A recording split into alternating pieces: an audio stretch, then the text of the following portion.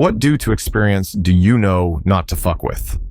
If someone at work tries to badmouth someone else and they ask you about what you think about that person, just keep your mouth shut. Meth ruined my life for a while and I had to fight tooth and nail to get it back. 18 months clean. For real. When you hear not to try meth, not even once, heed that warning.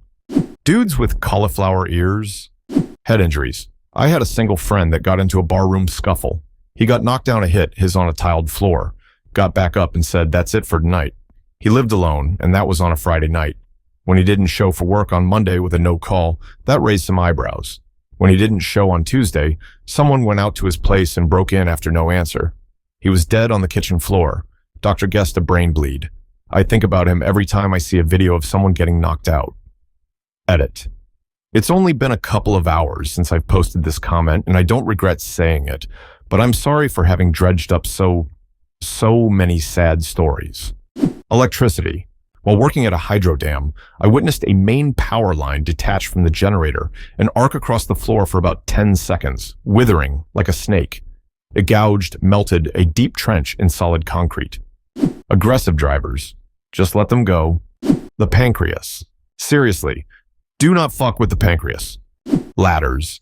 I worked in an ED at a major trauma center, and the number of otherwise healthy people who came in paralyzed or soon to be dead from falling off ladders was eye-opening. My ex's dad was a healthy and still very active man who was about to turn 70, and I mean healthy, lived in a house on a mountain and spent his mornings hiking trails the average person half his age would get winded by. He had literally just retired. He and his wife were about to head out on a long vacation, so he was shutting down the house and noticed a small leak in one of their bathrooms' ceiling. Decided to check it out himself. He fell off the ladder and basically ping-ponged his skull the whole way down, instantly a vegetable. Stayed that way for 8 months before passing. This made me and ex look up ladder injuries, and my takeaway is this. If you're not being paid to be on a ladder, pay someone to be on a ladder for you. Paid ladder guy here. Take this person's advice. Garage door springs. Pay a professional to mess with that shit. Not immediately washing and disinfecting an open wound. My mom knew a guy that had to have his leg chopped off because a cut got infected.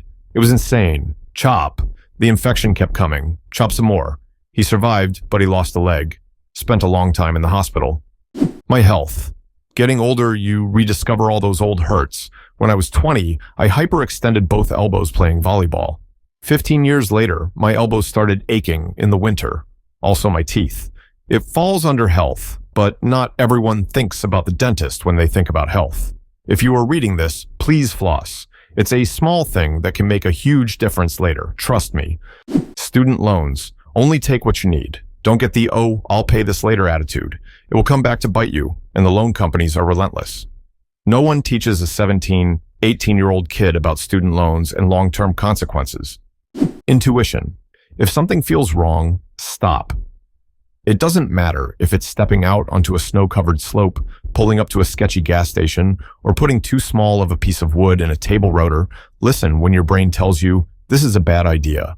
I one time had a man following me in the forest. I was about 21. It was a hiking trail.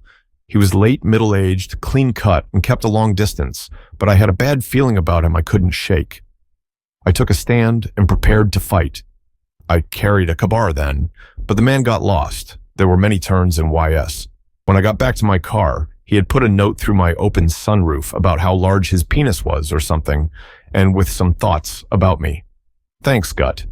Never trust a trench or a hole over your shoulders deep. You will die a horrible death. Yes, at the beach too. I think the rule is belly deep.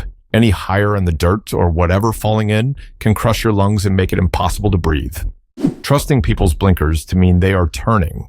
My driver's ED teacher always said, the only thing a blinker truly tells you is that the bulb is working. It stuck with me.